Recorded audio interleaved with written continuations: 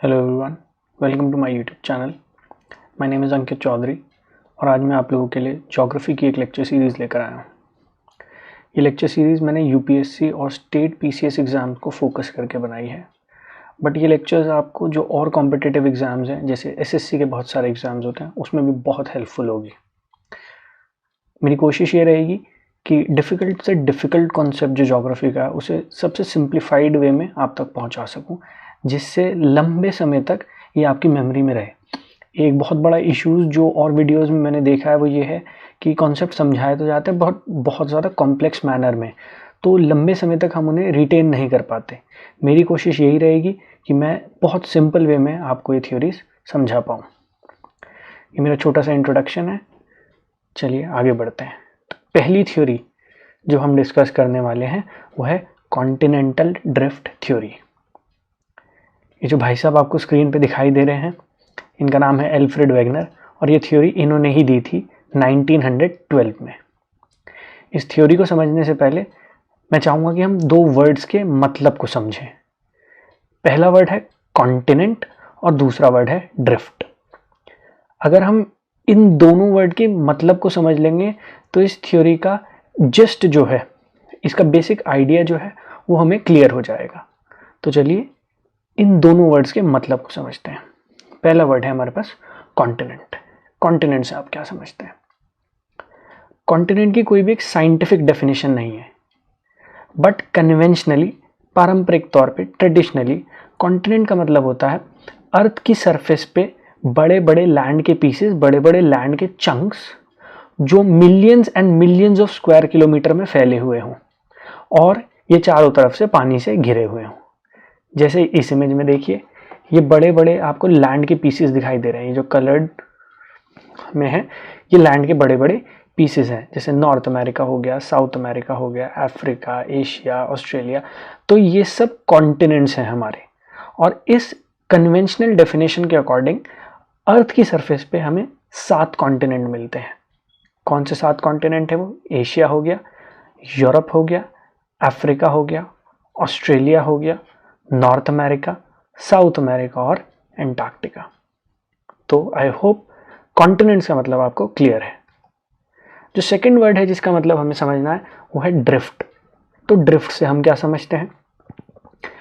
अगर मैं सबसे सिंपल वे में समझाऊं तो ड्रिफ्ट का मतलब होता है जब कोई ऑब्जेक्ट किसी एक्सटर्नल फोर्स के इन्फ्लुएंस में एक जगह से दूसरी जगह मूव करती है तो उस मूवमेंट को हम बोलते हैं ड्रिफ्ट। मैं दोबारा से रिपीट कर रहा हूं, जब कोई ऑब्जेक्ट किसी एक्सटर्नल फोर्स के इन्फ्लुएंस में आके एक जगह से दूसरी जगह मूव करती है तो हम उसे बोलते हैं ड्रिफ्ट करना।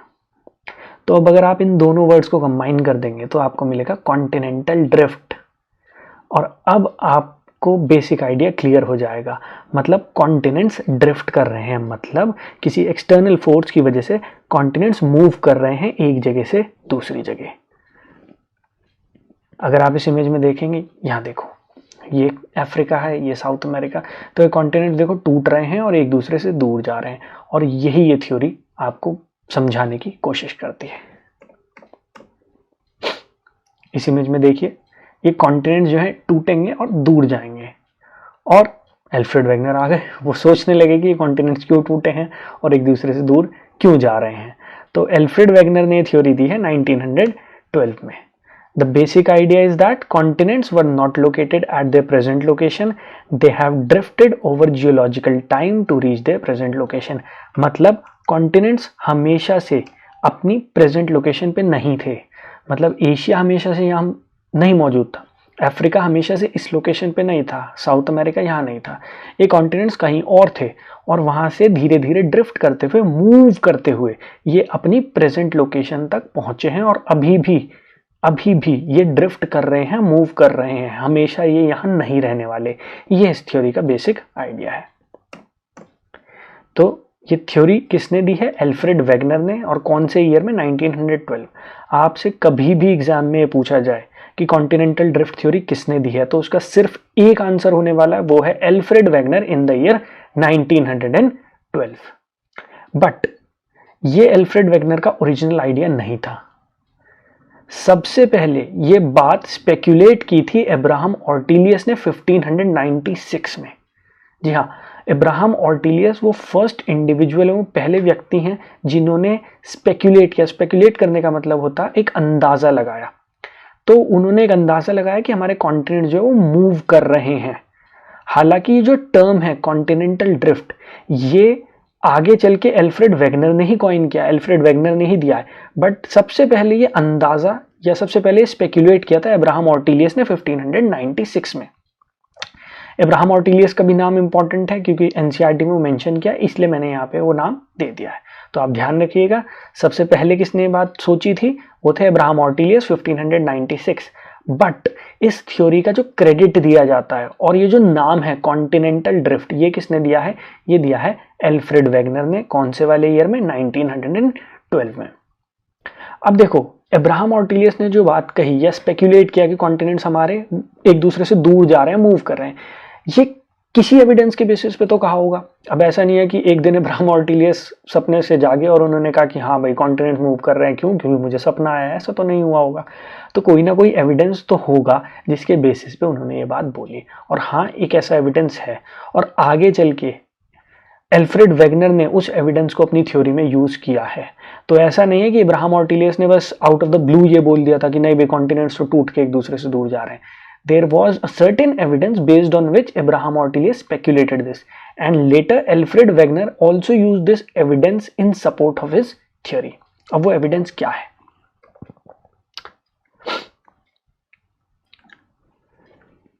अगर आप यहां देखोगे ध्यान से, इसे नोटिस करना, ये साउथ अमेरिका और ये साउथ अमेरिका का ईस्टर्न कोस्ट है ये वाला, और ये अफ्रीका है, अफ्रीका का ये वेस्टर्न कोस्ट है।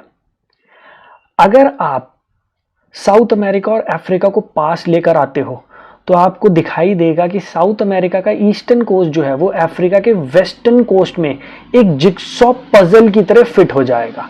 देखो नेक्स्ट इमेज में यहाँ देखो, ये रहा, ये है साउथ अमेरिका और ये है अफ्रीका। और अब तो ये दूर चले गए, अब जब ये पास आएंगे तो देखो जिगसॉ पजल की तरह ये फिट हो गया इसमें।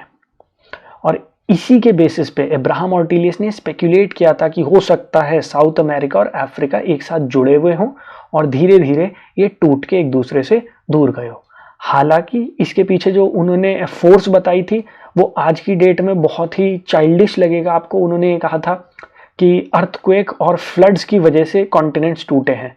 हमें पता है, आज की डेट में हमें ये बात पता है कि अर्थक्वेक्स और फ्लड्स जो होती हैं वो इतनी पावरफुल नहीं है, बट हम बात कर रहे हैं 16th सेंचुरी के एंड की, 1596 की, जब अब्राहम ऑर्टिलियस ने ये बात स्पेक्यूलेट की थी। तो उस टाइम जो उन्होंने इसके पीछे रीज़न दिया था वो बहुत आज की डेट में हमें वेग लगता है, बट हाँ उनकी ये बात कहीं ना कहीं ठीक थी कि ये कॉन्टिनेंट्स एक साथ जुड़े रहे होंगे और धीरे धीरे करके ये टूट के एक दूसरे से दूर जा रहे हैं। तो basic idea I hope clear होगा।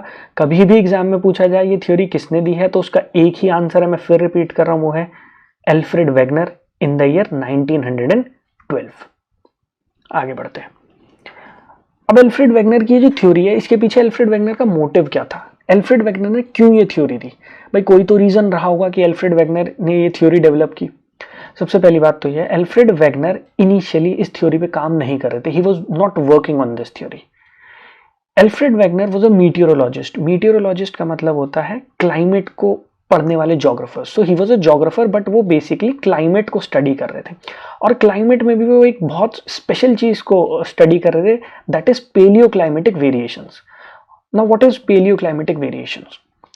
पेलियो क्लाइमेट का मतलब होता है क्लाइमेट इन द पास्ट, कि अर्थ पे आज से लाख साल पहले या करोड़ साल पहले कैसा क्लाइमेट रहा होगा और धीरे धीरे करके उस क्लाइमेट में क्या क्या चेंजेस आए, क्या क्या वेरिएशंस आई हैं।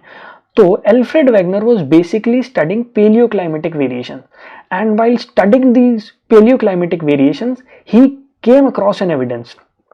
उनके सामने एक साक्ष्य, एक एविडेंस आया जिसकी वजह से वो ये सोचने पे मजबूर हुए कि हो सकता है कॉन्टिनेंट्स जो हैं पहले जहां अपनी प्रेजेंट लोकेशन पे यहाँ नहीं रहे हों और ये कहीं और सिचुएटेड हों और धीरे धीरे करके मूव करके यहाँ तक आए हैं, और इसी वजह से उन्होंने ये थ्योरी डेवलप की थी। So he was a meteorologist and while studying climate of different regions he came across evidences that supported what he termed as continental drift। तो ये टर्म किसने दिया है? एल्फ्रेड वेगनर ने। Now what was that evidence, ऐसा क्या था जिसके बेसिस पे उन्होंने ये स्पेक्यूलेट किया या उन्होंने भी ये कहा कि नहीं भाई कॉन्टिनेंट्स जो है हमेशा से अपनी प्रेजेंट लोकेशन पे नहीं थे और धीरे धीरे करके मूव करते हुए इस लोकेशन पे पहुंचे हैं जहां पे आज वो हैं। तो वो जो एविडेंस था वो था कोल। बहुत बड़े अमाउंट में इंग्लैंड, फ्रांस और जर्मनी में कोयला मिला और इसके बारे में आप अपनी वर्ल्ड हिस्ट्री की क्लासेस में भी पढ़ेंगे। मैं वर्ल्ड हिस्ट्री की भी एक लेक्चर सीरीज लेकर आऊँगा, तब हम देखेंगे इंग्लैंड में जो इंडस्ट्रियल रेवोल्यूशन आया उसके पीछे एक बहुत बड़ा रीज़न ये बताया जाता है कि वहाँ पे अबंडेंट अमाउंट में, बहुत बड़े अमाउंट में कोल मिला। ऐसे ही जर्मनी ने जब ग्रो किया, या जर्मनी ने जब इंडस्ट्रियल रेवोल्यूशन में पार्टिसिपेट करना शुरू किया, तो उसके पीछे भी एक बहुत बड़ा रीज़न ये था कि जर्मनी में भी बहुत बड़े अमाउंट में कोल मिला। तो कोयला जो है उस टाइम बहुत इंपॉर्टेंट था क्योंकि स्टीम इंजन का ज़माना था वो, और स्टीम जनरेट करने के लिए आपको कोल की रिक्वायरमेंट होती थी, तो इस वजह से वो कोल जो है वो इंपॉर्टेंट था। बहरहाल वापस आते हैं टॉपिक पे। तो इंग्लैंड, फ्रांस और जर्मनी में बहुत बड़े अमाउंट में कोल मिला, बट अगर कहीं कोल मिल रहा है तो वो एक एविडेंस कैसे हो जाता है, या उसकी वजह से एल्फ्रेड वेगनर क्यों ये सोचेंगे कि भाई ये कॉन्टिनेंट यहाँ नहीं था, ये कॉन्टिनेंट कहीं और था और यहाँ पे पहुंचा है। इसके पीछे एक बहुत इंपॉर्टेंट रीजन है, चलिए वो डिस्कस करते हैं। आप लोगों को ये पता है कोल कैसे बनता है, कोयला बनता कैसे है? जिन्हें नहीं पता मैं बताता हूँ। कोल बनता है वेजिटेशन से। What do we mean by vegetation? Plants and trees, इन्हें हम वेजिटेशन बोलते हैं कलेक्टिवली। तो जब पेड़ पौधे, प्लांट्स एंड ट्रीज, जब ये मर जाते हैं और these plants and trees they bury deep within the earth, जब ये अर्थ के नीचे की तरफ दब जाते हैं तो under extreme temperature and pressure धीरे धीरे करके डिकम्पोजिशन के प्रोसेस से ये कन्वर्ट हो जाते हैं इनटू कोल। तो कोयला जो बनता है वो बना किससे? प्लांट्स और ट्रीज से। जब ये मर जाएंगे तो under extreme circumstances, extreme conditions, ये कन्वर्ट हो जाते हैं इनटू कोल। तो मतलब कोयले के लिए सबसे पहले उस जगह वेजिटेशन होना जरूरी है, और अगर कहीं बहुत बड़े अमाउंट में आपको वेजिटेशन मिलेगी तभी तो वहां पे बड़े अमाउंट में आपको कोयला मिलेगा, क्योंकि भाई जब बहुत सारे पेड़ पौधे मरेंगे एक साथ तभी वो धीरे धीरे करके कई लाख, कई करोड़ साल बाद वहां पे कोयला बनेगा। तो जो प्राइमरी हमारी रिक्वायरमेंट है कोयला बनने के लिए वो है वेजिटेशन बहुत मिलनी चाहिए। अब वेजिटेशन कहाँ मिलेगी?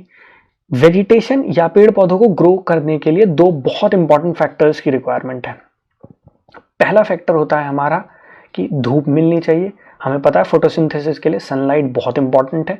और दूसरा जो इंपॉर्टेंट फैक्टर होता है वो होता है कि वहां पे पानी होना चाहिए। तो sunlight and water, these are the primary requirements for the growth of plants and trees। अब दुनिया में सबसे ज्यादा जो आपको धूप मिलती है या सनलाइट मिलती है वो कहाँ पे मिलती है? वो मिलती है इस शेडेड पोर्शन में। यहाँ देखो, ये जो आपको शेडेड पोर्शन दिखाई दे रहा है, सबसे ज्यादा सनलाइट यहाँ मिलती है। इस रीजन को, ये जो शेडेड पोर्शन है पिंक कलर में आपको दिख रहा है, इसको हम बोलते हैं ट्रॉपिकल एरियाज। हिंदी में हम इन्हें बोलते हैं उष्ण कटिबंधीय क्षेत्र। तो सबसे ज्यादा जो आपको सनलाइट मिलती है वो इस जोन में मिलेगी, इस कलर्ड जोन में मिलेगी। जितना आप इससे दूर चले जाएंगे, जितना आप इस जोन से बाहर निकल के दूर चले जाएंगे, जो क्लाइमेट है वो ठंडा होने लग जाएगा। और इस पिंक कलर के बाहर जब आप निकलते हैं, ये जो आपको रीजन दिख रहा है इस ब्लू लाइन तक, ये सारा रीजन कहलाता है आपका टेम्परेट जोन।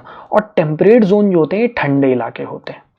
और जब आप इस ब्लू लाइन के भी बियॉन्ड चले जाएंगे, इसके भी पार चले जाएंगे, बाहर निकल जाएंगे, तो वो आ जाता है आपका फ्रिजिड जोन। ये जो फ्रिजिड जोन है ये सबसे ज्यादा ठंडे रीजन्स हैं पूरी दुनिया के। यहाँ पे 12 महीने आपको बर्फ देखने को मिलती है। देखो ये है ग्रीनलैंड, तो यहाँ पे 12 महीने आपको बर्फ देखने को मिलेगी। तो जितना आप इस शेडेड पोर्शन से दूर जा रहे हैं उतना ठंड बढ़ती चली जा रही है। और मैंने आपसे कहा कि प्लांट्स और ट्रीज की ग्रोथ के लिए सबसे ज्यादा इंपॉर्टेंट क्या है? वो है आपको सनलाइट मिले और वाटर मिले। पूरी दुनिया में जो सबसे ज्यादा बारिश होती है और इनफैक्ट डेली बारिश होती है वो होती है इक्वेटर के आसपास। ये रहा इक्वेटर। इक्वेटर क्या है? इक्वेटर एक इमेजिनरी लाइन है जो अर्थ को दो इक्वल हाफ्स में डिवाइड कर देती है। तो अर्थ के बीच में से, सेंटर से अगर आप एक लाइन ड्रॉ कर देते हो उसे हम बोलते हैं इक्वेटर। और ये इक्वेटर अर्थ को दो इक्वल हाफ्स में डिवाइड कर देता है। इस इक्वेटर के आसपास का जो एरिया है जिसे हम कहते हैं इक्विटोरियल रीजन, अभी मैं इसकी डिटेल में नहीं जा रहा हूँ क्योंकि आगे चल के हम क्लाइमेटोलॉजी भी पढ़ेंगे, तब जाके हम इस क्लाइमेट को समझेंगे या तब जाके हम इन क्लाइमेटिक रीजन्स को समझेंगे। फिलहाल के लिए आप बस इनके नाम ध्यान रखो और इनके बारे में थोड़ा थोड़ा बेसिक आइडिया जो मैं दे रहा हूँ वो समझ लो। तो इक्वेटर के आसपास का जो रीजन है जिसे हम कहते हैं इक्वेटोरियल रीजन, यहाँ सबसे ज्यादा बारिश होती है और सबसे ज्यादा गर्मी जो होती है वो भी यहीं देखने को मिलती है। तो इसका मतलब सबसे ज्यादा वेजिटेशन हमें कहाँ देखने को मिलेगी, वो मिलेगी इक्वेटर के आसपास के इलाके में, जिसे हम इक्वेटोरियल रीजन कह सकते हैं, या उससे थोड़ा दूर जाके जो हमारे ट्रॉपिकल एरियाज हैं। तो ट्रॉपिकल एरियाज में हमें सबसे ज्यादा गर्मी देखने को मिलेगी थ्रू आउट द ईयर और सबसे ज्यादा बारिश देखने को मिलेगी। तो इसका मतलब सबसे ज्यादा वेजिटेशन कहाँ देखने को मिलेगी, ट्रॉपिकल एरियाज में। इतनी बात क्लियर है। तो जब वेजिटेशन यहां ज्यादा देखने को मिल रही है तो इसका मतलब कोल भी इन्हीं एरियाज में ज्यादा मिलना चाहिए हमें। बट मैंने आपसे कहा कि अल्फ्रेड वेगनर को कहाँ मिला कोयला बड़े अमाउंट में, वो मिला इंग्लैंड में, ये रहा इंग्लैंड। वो मिला आपको फ्रांस में, ये रहा फ्रांस। और वो मिला जर्मनी में, ये रहा जर्मनी। तो बड़े अमाउंट में जहां उन्हें कोयला मिला वो रीजन्स तो पड़ रहे हैं टेम्परेट जोन में, और टेम्परेट जोन तो ठंडा इलाका है, और जितना ठंडा इलाका होगा वहां पे वेजिटेशन उतनी ही कम होगी। तो यहां पे कोयला कैसे मिल गया, अब आपको ये समझ में आया होगा। तो जब ये एविडेंस उन्हें मिला, जब उन्हें कोल मिला इंग्लैंड, फ्रांस और जर्मनी में, तो वो ये सोचने पे मजबूर हुए कि भाई ऐसा कैसे हो सकता है, कोयला इन एरियाज में तो नहीं मिलना चाहिए क्योंकि ये तो ठंडे एरियाज है और ठंडे एरियाज में वेजिटेशन तो होती नहीं है, और जब वेजिटेशन नहीं होगी बड़े अमाउंट में तो फिर कोयला कैसे बनेगा। So this was the primary evidence because of which Alfred Wegener was made to think कि यहाँ पे कोयला क्यों मिल रहा है, and based on this evidence he started working on this theory of continental drift. So coal deposits in England, France and Germany, this was that basic evidence. चलिए आगे बढ़ते हैं। अब जब उनको वहां कोयला मिल गया तब एल्फ्रेड वेगनर ने दो डायरेक्शंस में सोचना शुरू किया। उन्होंने दो हाइपोथेसिस फॉर्म की। हाइपोथेसिस मतलब अभी सिर्फ वो एक आइडिया सोच रहे हैं कि ऐसा हो सकता है या ऐसा हो सकता है। तो बेसिकली उन्होंने दो डायरेक्शंस में सोचना शुरू किया। पहली डायरेक्शन क्या थी, एल्फ्रेड वेगनर ने सोचा कि हो सकता है कॉन्टिनेंट्स तो जहां हैं वहीं के वहीं रहे हों थ्रू आउट द हिस्ट्री, कि कॉन्टिनेंट्स तो कहीं नहीं गए। हाँ, क्लाइमेटिक जोन्स जो है हो सकता है ये शिफ्ट हो जाए, मतलब ये ट्रॉपिकल रीजन जो है हो सकता है ये हमेशा से यहां ना रहा हो, ये यहां हो, और ये जो टेम्परेट रीजन है वो कहीं यहां नीचे की तरफ हो जहां पे आज की डेट में आपको ट्रॉपिकल जोन्स देखने को मिल रहे हैं। तो ये पहला हाइपोथेसिस था, ये पहली डायरेक्शन थी जिस तरफ उन्होंने सोचना शुरू किया।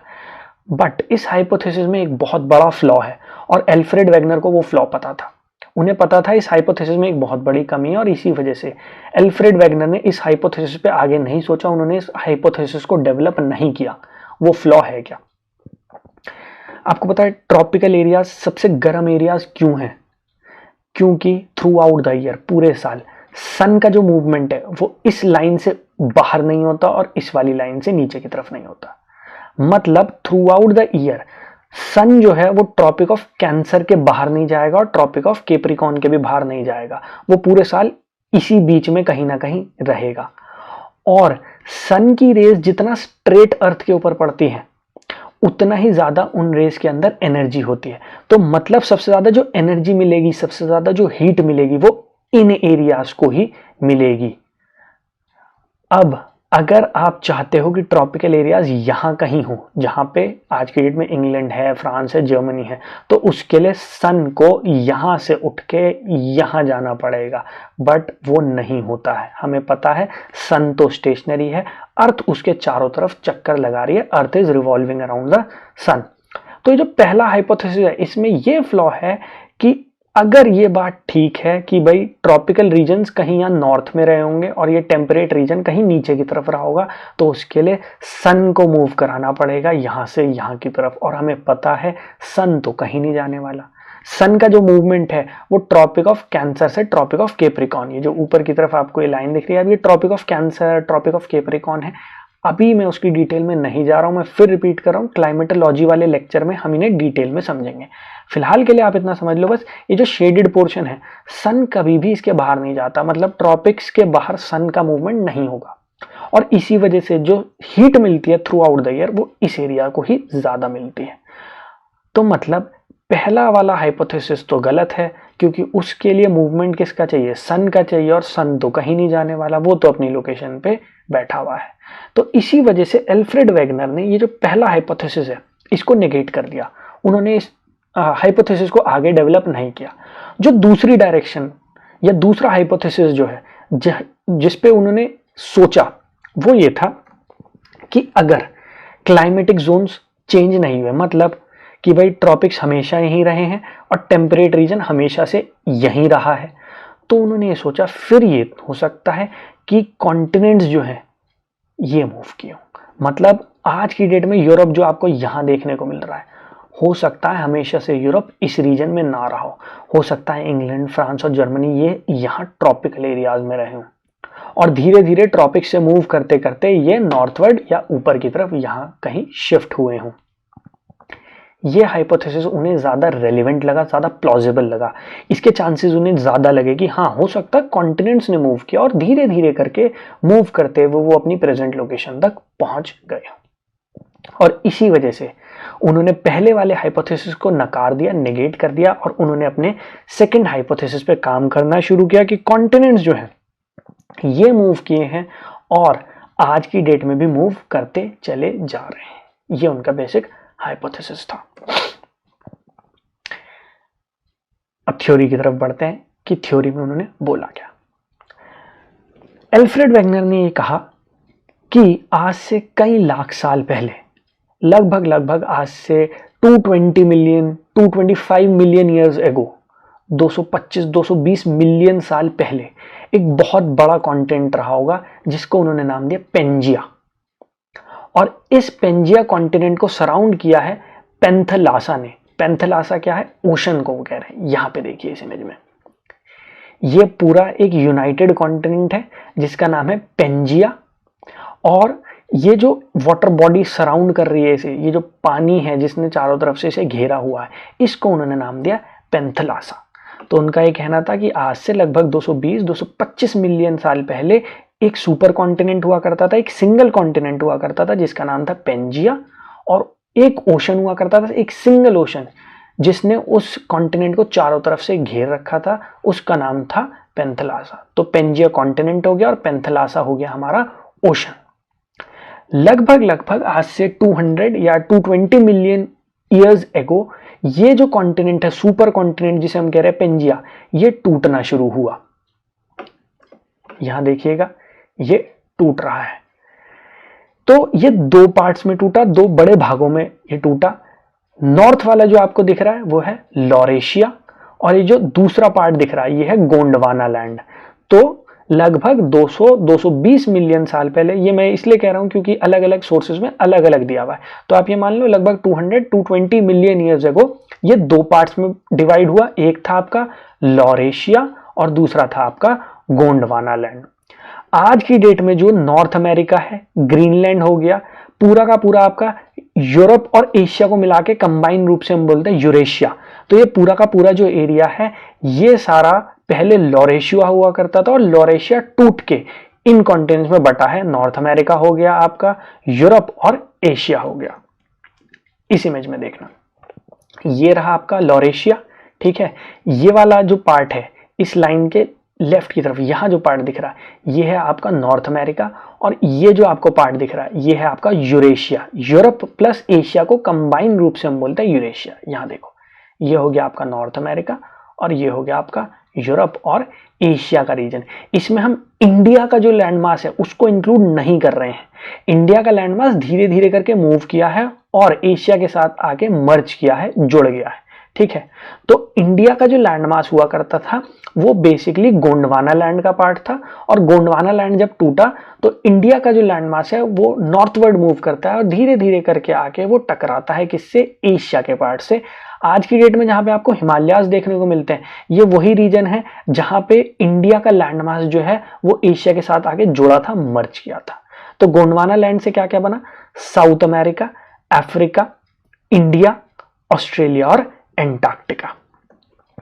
यहां देखो, ये रहा आपका साउथ अमेरिका, ये रहा आपका अफ्रीका, ये रहा इंडिया का लैंडमास, ये रहा एंटार्क्टिक और ये रहा आपका ऑस्ट्रेलिया।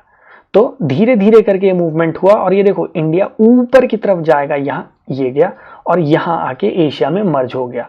तो जहाँ आज की डेट में हमें हिमालयाज देखने को मिलते हैं, यहाँ पे आके इंडिया जो है वो एशिया के साथ मर्ज कर गया है।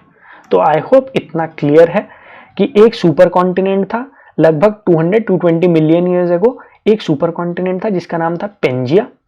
एक वाटर बॉडी थी जिसने उस सुपर कॉन्टिनेंट को चारों तरफ से सराउंड किया हुआ था, उसको हमने नाम दिया पेंथलासा। लगभग 200 मिलियन ईयर्स एगो ये जो पेंजिया कॉन्टिनेंट है, सुपर कॉन्टिनेंट, ये टूटना शुरू करता है और ये दो बड़े पार्ट्स में टूटता है। पहला पार्ट था आपका कौन सा, लॉरेशिया, दूसरा था आपका गोंडवाना लैंड।